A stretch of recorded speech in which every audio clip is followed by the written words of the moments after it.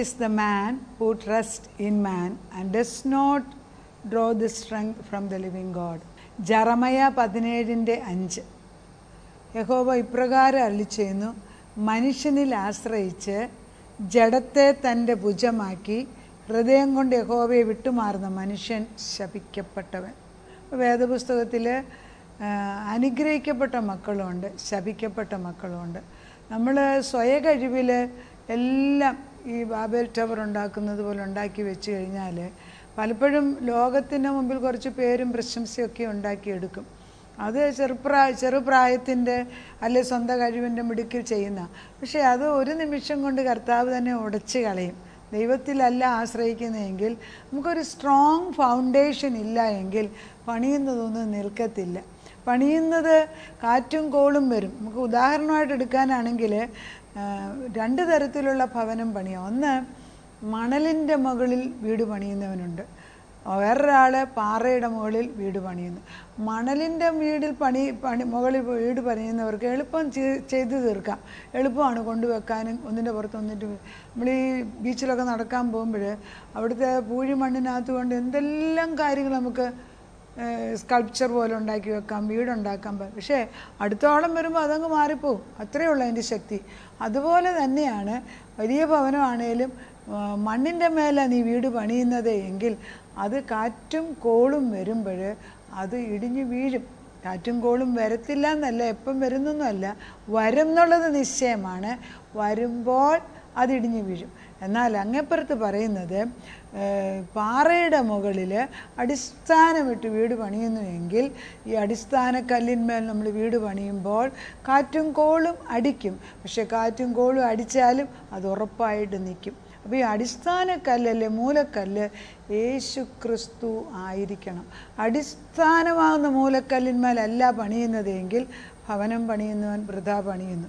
നമ്മൾ ഈ ജെറമയ 17:5 പറയുന്നത്, cursed is the man who trusts in man, who draws strength from the flesh, and whose heart turns away from the Lord.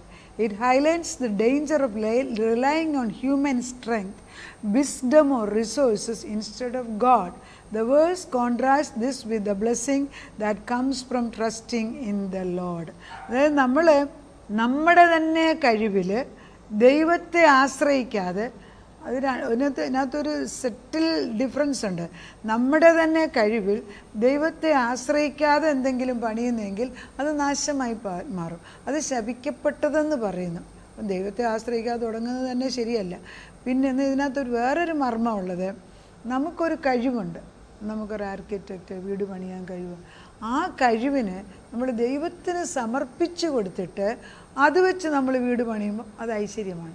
ഏത് ജോലി നീ ചെയ്യുന്നോ അത് ദൈവത്തിന് സമർപ്പിച്ച് ചെയ്യണം.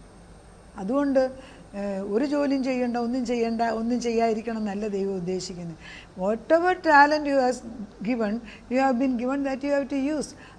5 താലന്തുള്ളവൻ 5 കൂടെ ഉപയോഗിക്കണം, 10 ഉള്ളവൻ 10 കൂടെ, 3 ഉള്ളവൻ 3, 1 ഉള്ളവൻ കുഴിച്ചു മൂടിയപ്പോൾ അവനെ ശപിക്കപ്പെട്ടവനെന്നാണ് വിളിച്ചത്. അവന് കൊടുത്ത താലന്ത് അവന് ഉപയോഗിച്ചില്ല. അപ്പം അവനവൻ്റെ കഴിവനുസരിച്ചാണല്ലോ താലന്ത് തരുന്നത്. എത്ര താലന്ത് നമ്മൾ ഏൽപ്പിക്കുന്നോ അതിന് ഓരോന്നിനും ദൈവത്തിനോട് നമ്മൾ ഉത്തരവാദികളാണ്. We have to account to him. അപ്പോൾ ഇത് ബ്രേക്ക് ഡൗൺ ചെയ്യാണ്. Cursed is the man, ശപിക്കപ്പെട്ടവൻ. ശപിക്കപ്പെട്ടെന്ന് പറയുന്നത് a divine pronouncement of judgement or misfortune, emphasizing the negative consequence of misplaced trust. അത് നമ്മൾ ആശ്രയിക്കുന്നത് ദൈവത്തിലല്ലാതെ വേറെ ഏതെങ്കിലും ആശ്രയിച്ചിട്ടാണ് പണി ചെയ്യുന്നത്, അല്ലെ ഭവനം പണിയുന്നത്, അല്ലെ ജോലി ചെയ്യുന്നത്, എന്തെങ്കിലും ആകട്ടെ, അത് ചെയ്യുമ്പോൾ there is a judgement from above. അതായത് നമ്മൾ ഉണ്ടാക്കുന്നെല്ലാം നശിച്ചു പോകാൻ സാധ്യതയുണ്ട്. ഒരു തലമുറ ചിലപ്പം പോയില്ലെന്നിരിക്കും, പക്ഷെ അടുത്ത തലമുറയിൽ അത് പോകും. എന്തിനാ അടുത്ത തലമുറയ്ക്കും കൂടെ ശാപം ഉണ്ടാക്കുന്ന പോലെ നമ്മൾ ചെയ്യുന്നത്? അത് നമ്മൾ ഓർക്കുന്നില്ല, ചെറുപ്രായത്തിൽ നമ്മൾ ഓർക്കത്തില്ല. അതുകൊണ്ട് സുബോധമില്ലാത്ത മക്കൾക്ക് വേണ്ടി നമ്മൾ ഇടുവിൽ നിന്ന് പ്രാർത്ഥിക്കുകയാണ്. കർത്താവേ, ഈ സദൃശ്യവാക്യം 21 പറയുന്നുണ്ട്, രാജാവിൻ്റെ ഹൃദയം നീർത്തോട് കണക്കെ എങ്ങോട്ട് പോകണമെന്ന് ഒഴുകണമെന്ന് തീരുമാനിക്കുന്നത് ദൈവമാണ്. ആ ദൈവം പറയുന്നിടത്തല്ലേ ഒഴുകാവൂ, അല്ലാത്തടത്ത് ഒഴുകിയതുകൊണ്ട് പ്രയോജനമില്ല. അപ്പം ദൈവത്തിന് നമ്മുടെ കുഞ്ഞുങ്ങളുടെ ഹൃദയത്തിൽ പരിവർത്തനം ചെയ്തിട്ട് ഇന്ന് ഞാൻ ചെയ്യത്തില്ല പോകത്തില്ല എന്ന് പറയുന്നിടത്ത് അടുത്ത ദിവസം ഞാൻ പോകുമെന്ന് പറയിപ്പിക്കും. അത് ദൈവത്തിൻ്റെ വിശ്വസ്തതയാണ്. നമ്മൾ താഴോട്ട് നോക്കി ഒരു കാര്യം നടക്കത്തില്ല, മുകളിലോട്ട് നോക്കണം. ഉയരത്തിൽ നിന്നുള്ള ജ്ഞാനം നമ്മുടെ മക്കളുടെ മേൽ ഇട്ട് കൊടുക്കണം. ജ്ഞാനമില്ല എങ്കിലും നമുക്ക് പ്രാർത്ഥിക്കാൻ ദൈവം ജ്ഞാനം കൊടുക്കണമെന്ന്. യഹോവ ഭക്തി ജ്ഞാനത്തിൻ്റെ ആരംഭമാകുന്നു. അപ്പോൾ ഈ യഹോവ ഭക്തി ഇട്ട് കൊടുക്കണമെന്ന് പ്രാർത്ഥിച്ചാൽ ദൈവം അത് ചെയ്യും. Because that's A thing which God delights in. നല്ലൊരു കാര്യമല്ലേ? നമ്മൾ ന്യായമായിട്ടുള്ള എന്തൊരു കാര്യവും ദൈവത്തോട് ചോദിച്ചാൽ അത് ലഭിച്ചു എന്ന് 1 യോഹന്നാൻ 5:14 പറയുന്നു. This is the confidence that we have in Christ. V ask anything in Christ Jesus, you already got it. ഒരു കോൺഫിഡൻസാണ്, അതൊരു ധൈര്യമാണ്. ആ ധൈര്യത്തിലാണോ നമ്മൾ നിൽക്കുന്നത്? അല്ല ഒരു സമയത്ത് അവനെ കൊണ്ട് ഇത് ചെയ്യാനൊക്കത്തിൽ നിന്ന് അപ്പൻ്റെ 2 മക്കളുണ്ടായിരുന്നു. മൂത്ത മകനോട് വയലിൽ പോകാമെന്ന് ചോദിച്ചു, അവൻ പറഞ്ഞു പോകത്തില്ലെന്ന് പറഞ്ഞു. രണ്ടാമത്തേവനോട് ചോദിച്ചു, അവൻ പറഞ്ഞു ഞാൻ പോകാമെന്ന് പറഞ്ഞു. കുറച്ച് കഴിഞ്ഞപ്പോൾ എന്ത് സംഭവിച്ചു? പോകാമെന്ന് പറഞ്ഞാൽ പോയില്ല മൂത്തവൻ. രണ്ടാമത് പോകത്തില്ല എന്ന് പറഞ്ഞ് മൂത്ത മകൻ പോയി. പോകാമെന്ന് പറഞ്ഞാൽ പോയില്ല. എന്താ? പോയവന് പ്രയോജനം കിട്ടി. അങ്ങനെയാണ്. എപ്പം വേണേലും ഈ വിളിയും ഈ ചിന്തകളും ഈ ഓളങ്ങളും മാറും. അതുകൊണ്ട് നമ്മൾ മറ്റുള്ളവർ പറയുന്ന അനുസരിച്ചുകൊണ്ട് അങ്ങോട്ടും ഇങ്ങോട്ടും വേവർ ചെയ്യാതെ, ദൈവമേ നിനക്കൊരു പ്ലാൻ ഉണ്ടെങ്കിൽ നീ വിളിച്ചു മാറ്റുവനെങ്കിൽ അവൻ കടന്നു വരും. അത് ദൈവസന്നിധിയിൽ നമ്മൾ ഏൽപ്പിക്കേണ്ട ചുമതല നമുക്കുണ്ട്. അപ്പോൾ കേഴ്സ്ഡ് ആണെന്ന് പറഞ്ഞു ഒന്ന്. രണ്ടാമത് ഹു ട്രസ്റ്റ് ഇൻ മാൻ, മനുഷ്യനിൽ ആശ്രയിക്കുന്നത്. മനുഷ്യനിൽ ആശ്രയിക്കുന്നവൻ വിഡ്ഢിത്തരമല്ലേ കാണിക്കുന്നത്? ഇന്ന് കണ്ട മനുഷ്യൻ നാളെ കാണുമോ? ഇന്ന് യേശു പറഞ്ഞാൽ നാളെ നോ പറയില്ലേ? അതുകൊണ്ടാണ് if you are trusting in man, that's also a curse thing. മനുഷ്യനിൽ ആശ്രയിക്കുകയാണെങ്കിൽ that refers to relying on human beings, their abilities or their system rather than on God.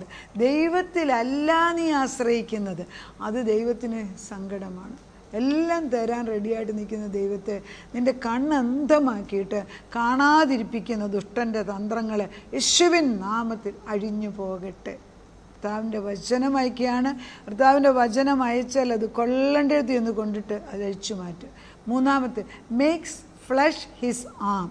അതായത് this emphasise the weakness and limitation of human strength compared to God's power. ദൈവത്തിൻ്റെ ശക്തിയെക്കാട്ടിലും മനുഷ്യൻ്റെ ശക്തിയിൽ ആശ്രയിക്കുമ്പോൾ പരിമിതിയുണ്ട്. അത് ദൈവത്തിന് സങ്കടമാണ്.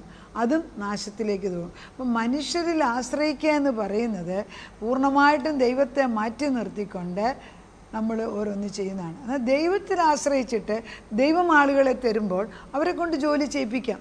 അതിനുകൊണ്ട് അത് നന്മയാണ്. അത് ദൈവമാണ് ചെയ്യിപ്പിക്കുന്നത്. അത് മഹത്വം ദൈവത്തിനാണ്. അപ്പോൾ നമ്മുടെ ഹൃദയം സ്വയപ്രശംസയ്ക്ക് വേണ്ടി ചെയ്യാതെ എല്ലാം ദൈവ ഗ്ലോറിക്ക് വേണ്ടി ചെയ്യണം. അങ്ങനെയല്ലേ നമ്മൾ കുഞ്ഞുങ്ങളെ പഠിപ്പിക്കുന്നത്? എന്ത് ചെയ്താലും bring glory to the living God. നാലാമത്തെ point, whose heart departs from the Lord. ദൈവത്തിൽ നിന്ന് മാറിപ്പോയവൻ.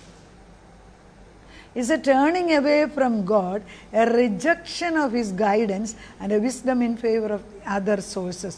അതായത് ദൈവത്തിൻ്റെ ആലോചനയിൽ നിൽക്കാതെ സ്വയബുദ്ധിയിൽ പ്രവർത്തിക്കുക, അതും ഒരു ശാപമാണ്. But the verse then contrasts this with the blessings of trusting in the Lord. എന്നാൽ ഇതിനൊരു opposite സൈഡുണ്ട്.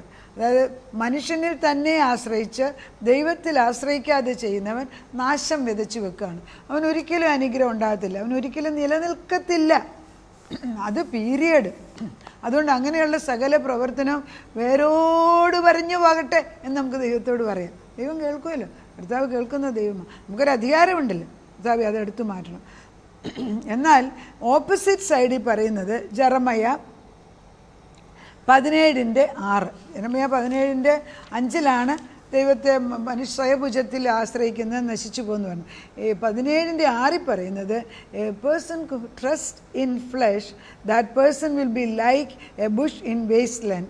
The will not see the prosperity when it comes and they will dwell in the past land of desert in a salt land where no one lives. അതിൻ്റെ തന്നെ കണ്ടിന്യൂഷനായിട്ട്, അതായത് നമ്മൾ ദൈവത്തിൽ ആശ്രയിക്കുകയാണെങ്കിൽ നന്മ വന്നാലും കാണത്തില്ല.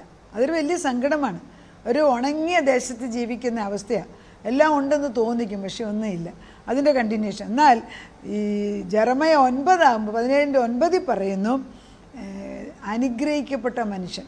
അനുഗ്രഹിക്കുന്ന മനുഷ്യൻ എന്ന് പറയുന്നത് is like a tree planted by the stream and does not fear the heat. അതായത് ആറ്റരികത്ത് നട്ടിരിക്കുന്നതും അതിൻ്റെ ഇല പച്ചിച്ചിരിക്കുന്നതും അത് ഫലം കായ്ക്കുന്നതുമായ വൃക്ഷം പോലെ അത് ഫലപ്രദമായി നിൽക്കും. അതാണ് ജെറമയ 17:9 നമുക്കൊന്ന് മലയാളത്തിൽ വായിക്കാം. വളരെ അനുഗ്രഹിക്കപ്പെട്ട വചനമാണ്. അതിലാണ് നമ്മൾ നിൽക്കേണ്ടത്. ഇതിന് ഇപ്പം 6 തുടങ്ങി 9 ആകുമ്പോഴത്തേക്ക് നേരെ വിപരീതമാണ്. നമ്മൾ എപ്പോഴും തുടങ്ങുമ്പോൾ ഞാൻ തന്നെ ചെയ്തോളാം, ഞാൻ ചെയ്തോളാം, എൻ്റെ ബുദ്ധിയാണ്. പക്ഷേ കർത്താവിന് എത്ര നേരം വേണം ഇതൊന്ന് മാറ്റാൻ? കർത്താവിൽ സ്ക്രൂ തിരിക്കുന്ന പോലെ തിരിക്കാൻ എത്ര നേരം വേണം? തിരിച്ചു മാറ്റുന്ന ദൈവം തിരിക്കട്ടെ എന്ന് ഞാനും പ്രാർത്ഥിക്കുക. എന്താ പറയുന്നത്? യഹോവയിൽ ആശ്രയിക്കുകയും യഹോവ തന്നെ ആശ്രയമായിരിക്കുന്ന ചെയ്യുന്ന മനുഷ്യൻ ഭാഗ്യവാൻ. അപ്പം ഒരിടത്ത് ശപിക്കപ്പെട്ടെന്ന് പറയുന്നു. ഇതെല്ലാം 17 എഴുതിയിരിക്കുന്ന ജെറമയ. എന്നാൽ ഇപ്പം പറയുന്നു ദൈവത്തിൽ ആശ്രയിക്കുന്നവൻ ഭാഗ്യവാൻ. അവൻ വെള്ളത്തിനരികെ നട്ടിരിക്കുന്നതും ആറ്റരികെ വേരൂന്നിരിക്കുന്ന വൃക്ഷം പോലെ ഉഷ്ണം തട്ടുമ്പോൾ അത് പേടിക്കയില്ല, അതിൻ്റെ ഇല പച്ചയായിരിക്കും, വരൾച്ചയുള്ള കാലത്തും വാട്ടം തട്ടാതെ ഫലം കായ്ച്ചുകൊണ്ട്. അപ്പം നല്ല സമയം അല്ലാത്തപ്പോൾ പോലും, കഷ്ടത്തിൻ്റെ സമയത്തിൽ പോലും ഫലം കായ്ച്ചുകൊണ്ടേയിരിക്കുന്നു. അത് ദൈവത്തിൻ്റെ നീതിമാന്മാരുടെ അവസ്ഥയാണ്. നമ്മൾ മനസ്സുണ്ട്. ഇത് ഒരു ത്രാസിൽ ജെറമയ 17:7 മനുഷ്യനിൽ ആശ്രയിക്കുന്നത് ശപിക്കപ്പെട്ടവൻ, ഇങ്ങപ്പുറത്ത് തൊട്ടിൽ ദൈവത്തെ ആശ്രയിക്കുന്ന മനുഷ്യൻ. അവൻ ആറ്റരികത്ത് നട്ടിരിക്കുന്നതും തക്ക സമയത്ത് തന്നെയല്ല, വേനൽക്കാലത്ത് പോലും ഫലം കായ്ക്കുന്ന വൃക്ഷമായി മാറും. ഏത് വേണം? തിരഞ്ഞെടുക്കുക. നല്ലത് തിരഞ്ഞെടുക്കട്ടെ, മറ്റേത് മാറിപ്പോകട്ടെ. തിരഞ്ഞെടുക്കാൻ ബുദ്ധിയില്ലാത്തതിന് മുമ്പ് രണ്ടും കൊണ്ട് വെക്കല്ലേ എന്ന് നമുക്ക് പ്രാർത്ഥിക്കാം. രണ്ടും കൊടുക്കല്ലേ, ഒരെണ്ണം മാറിപ്പോട്ടെ, അഴിഞ്ഞു പോട്ടെ, വേരോടെ മാറിപ്പോട്ടെ, നമുക്ക് പ്രാർത്ഥിക്കാം. മനുഷ്യരിൽ മാത്രം ആശ്രയിച്ച് ദൈവത്തിൻ്റെ ഉപദേശം കേൾക്കാതെ നടക്കുന്ന അടുത്ത തലമുറകളോട് സ്വന്തം കഴിവിൽ എന്തൊക്കെയോ ചെയ്തു കൂട്ടുന്ന എന്ത് കഴിവ്? ഒരു കഴിവുമില്ല. ബുദ്ധി ആലോചിക്കാനുള്ള കഴിവ് ദൈവമാണ് കൊടുത്തത്. നടക്കാനുള്ള കഴിവ് ദൈവമാണ് കൊടുത്തത്. ആലോചനയുടെ കഴിവ് ദൈവമാണ് കൊടുത്തത്. എല്ലാ കാര്യങ്ങളും ശരിയായിട്ട് ചെയ്യാനുള്ള കഴിവ് ദൈവമാണ് കൊടുത്തത്. ഇതൊക്കെ കൊടുത്തേച്ച് സ്വയ കഴിവിൽ ആശ്രയിച്ച് ദൈവത്തിൻ്റെ ഉപദേശത്തെ മറക്കുന്ന മക്കളോട് അവിടുന്ന് കടന്നു ചെന്നിട്ട് അവരുടെ മുമ്പിലിരിക്കുന്നത് വലിച്ചു മാറ്റിക്കൊടുത്ത് ദൈവങ്ങളുടെ കണ്ണുകളെ തുറപ്പിച്ച് സത്യദൈവത്തിലേക്ക് കൊണ്ടുവരാൻ നിനക്ക് സാധിക്കും. രാജാവിൻ്റെ ഹൃദയം നീർത്തോട് കണക്കെ എങ്ങോട്ടൊഴുകണമെന്ന് തീരുമാനിക്കുന്നവൻ നീ. അതുകൊണ്ട് നിൻ്റെ മക്കളുടെ മേൽ കരുണ അയച്ചു വെക്കത്തുള്ളൂ. പരിശുദ്ധാത്മാവെ, അമ്മയപ്പന്മാരുടെ കണ്ണുനീര് തലമുറകളുടെ മേൽ ചെന്ന് വീഴുമ്പോൾ നീ അവരുടെ കണ്ണുനീരിനെ ഓർത്തെങ്കിലും അടുത്ത തലമുറയോക്ക് സമാധാനത്തെ കൊടുക്കണമേ. സമാധാനമെന്ന് നീ പറയുമ്പോൾ മനുഷ്യൻ എന്തൊക്കെ പറഞ്ഞാലും ഒരു ദിവസം കൊണ്ട് അവരുടെ ചിന്തകളെ മാറ്റാൻ കഴിവുള്ള ദൈവം. പുതിയൊരു വേലിയേറ്റം, പുതിയൊരു വെള്ളം അവരുടെ മേലെ തളിക്കണമേ. തലതൊട്ട് കാലുവരെ നിൻ്റെ വിശുദ്ധ രക്തവും വെള്ളം കൊണ്ട് കഴുകി ശുദ്ധീകരിക്കണമേ. ശുദ്ധമായ ചിന്തകളെ കൊടുക്കണമേ. ബുദ്ധികളെ ശരിയാക്കണമേ. കൊളോഷ്യൻസ് 2:19 പറയുന്നത്, തലയായവനെന്നല്ലോ ശരീരം മുഴുവനും സന്ധികളാലും ഞരമ്പുകളാലും ചൈതന്യം പ്രാപിച്ചും ഏകീഭവിച്ചും ദൈവികമായ വളർച്ച പ്രാപിക്കും. കർത്താവേ, ഞങ്ങളുടെ തലമുറകൾ ദൈവികമായ വളർച്ച പ്രാപിച്ച് ആറ്റരികത്ത് നട്ടിരിക്കുന്ന വൃക്ഷം പോലെ ആക്കിയെടുക്കണമേ എന്ന് പ്രാർത്ഥിക്കുന്നു. അവിടുത്തെ കൈകളിലേക്ക് തലമുറകളെ ഏൽപ്പിച്ചു തരുന്നു. പ്രാർത്ഥന കേട്ട് അവരെ അനുഗ്രഹിച്ച് നേർവഴിക്ക് കൊണ്ടുവരുന്ന വിശ്വസ്തതയ്ക്ക് നന്ദിയോടെ സ്തോത്രം. കർത്താവേ, നിന്നിൽ നിന്ന് മറുത്ത് നിൽക്കുന്നവർക്ക് വേണ്ടിയാണല്ലോ നീ കടന്നു വന്നത്. ഹൃദയങ്ങളെ ശുദ്ധമാക്കിക്കാട്ടെ. തിന്മകൾ അഴിഞ്ഞു പോട്ടെ. നന്മയിൽ സന്തോഷിക്കുന്ന ഹൃദയമായി മാറട്ടെ. പ്രാർത്ഥനയുടെ ഉത്തരം തന്ന ദൈവത്തിന് നന്ദി. യേശുക്രിസ്തുവിൻ്റെ പൊന്നുനാമത്തിൽ തന്നെ ആമേൻ.